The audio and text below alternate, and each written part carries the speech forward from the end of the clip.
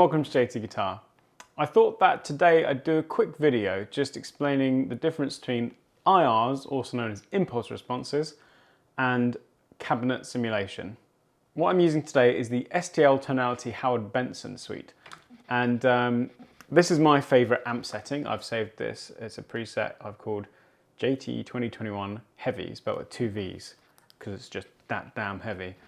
And it sounds like this. Well, you just heard it a second ago. But I'll play it again.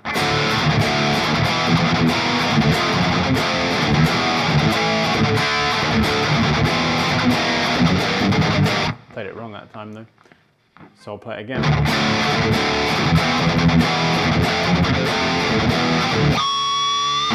I'll leave that one because I got the pinch harmonic.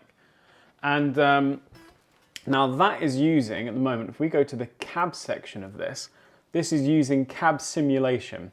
Now the difference between cab simulation and impulse response is that with cab simulation you can change the mic positioning. And depending on what cab simulation software you're using, you can do other things like change the sound of the room you're in, change the microphone. Because this is kind of aimed at beginners, the STL Tonality is a super simple one.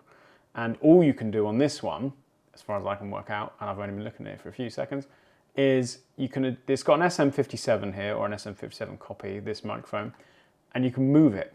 So this is how it sounds at the moment.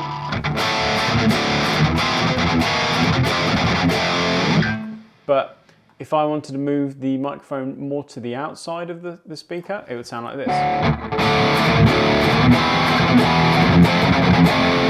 Darker. And then if I wanted it more in the center of the cone, it's going to sound much brighter.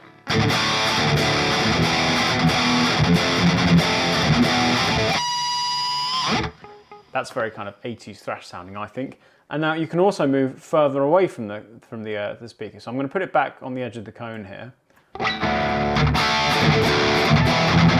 That's quite a popular place, the edge of that inner ring of the cone. Now you can also pull it further away from the cabinet or from the speaker. A little bit harder to hear the difference, but it should be more airy. If we go closer, we'll get proximity effect, which will make it sound lower or deeper. Maybe if I do some like actual palm mutes.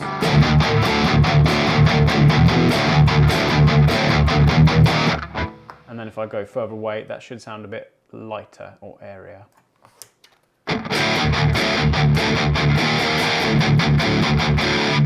But personally when I'm recording a real amp, I basically go 1 inch away from the cone.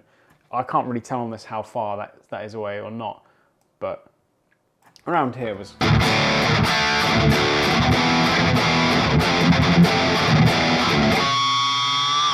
do like that harmonic. That's my sort of favourite spot. Now, if you don't want to mess around with microphone placement, the danger is, I find, with microphone placement is there are probably more bad sounds than there are good sounds. Like, this is what a lot of people would call the sweet spot where I've got it at the moment. But, you know, if you don't know that, you might think, oh, I'll put it right on the cone and that's going to sound very thin. And, you know, if you put it out here further away,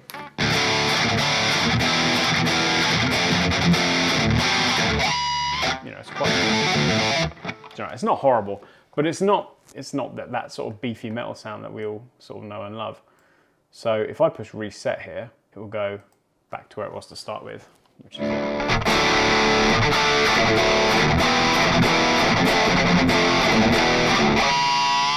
which, to be honest, now that I've heard all these other sounds, I've kind of gone off. That's the annoying thing. You've got like option paralysis, and your ear adjusts, and after a while you can like prefer something, and then you come back the next day and you go, oh, that sounds crap. What was I thinking? So that's cabinet simulation. It simulates all the versatility of having like a cabinet in front of you and the microphone moving it around, but that also comes with the whole option paralysis thing and being indecisive and liking some sounds and not liking them later. What I'm going to do now is I've opened the STL Ignite Amps NAD IR. Now this is their IR loader. I'm just going to be using one side, but you can actually have 2 microphones at once, or two different speakers at once as well. Although these are all vintage 30s. So what an IR is, an impulse response, is literally a sort of like a time capsule, if you like, of it's this power amp going into this cabinet, going to this microphone, going into this preamp, and what it does, it sends a full frequency sweep through that setup, so like a kind of whoop sort of sound.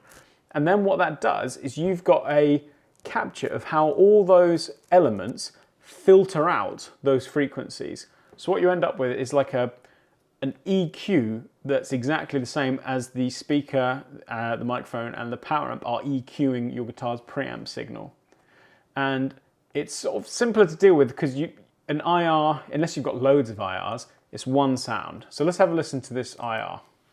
So this is a 412 cab with vintage 30s using a SM57 in the center of the speaker.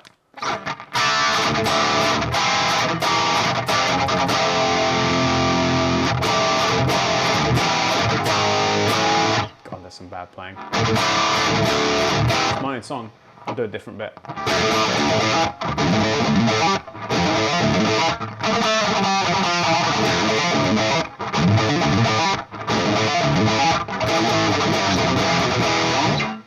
Now, you might say that sounds horrible, and maybe it does, but you can adjust things.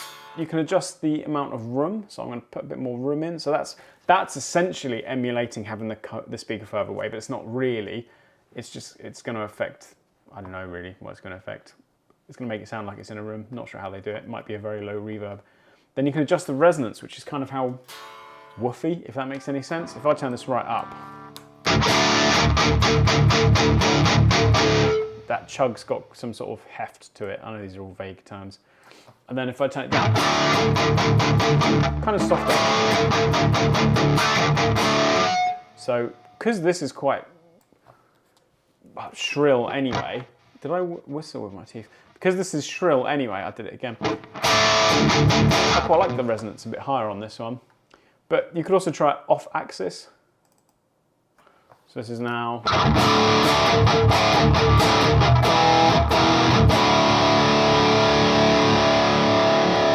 reduce the resonance on that one. Sounds kind of honky. Now, what kind of sound you get from the impulse response depends on the quality of your impulse responses. But there's not a lot more to it than that. So cab simulation is very, very versatile. You can really shape the tone yourself, but you can run into option paralysis.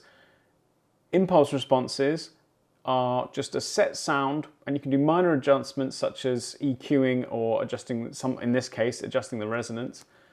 But they're kind of simpler in that sense. And so some people might prefer impulse responses. But my advice would be to try them for free. Like this one, the NAD IR, you can download this for free from STL Tones, from their website. And it's very, very good. You might also be able to get it from Ignite Amp's website, but I'm not sure. So there you go. Just a quick explanation as to the differences between impulse responses and cab simulation. I hope it was helpful. If you found that helpful, feel free to like and subscribe. I've been JT, and I'll see you same time next week. Take care. No, I won't. No, I won't. What the hell? I'm out of it today. I'm losing my mind. What it is, I've got a student in 30 minutes, so I'm in a bit of a rush. But thanks for watching. I'll see you. I won't see you same time next week. Well, if I put a video out at the same time, I guess I will see you same time next week. But I don't want to promise that. So just goodbye. Just goodbye. Take care.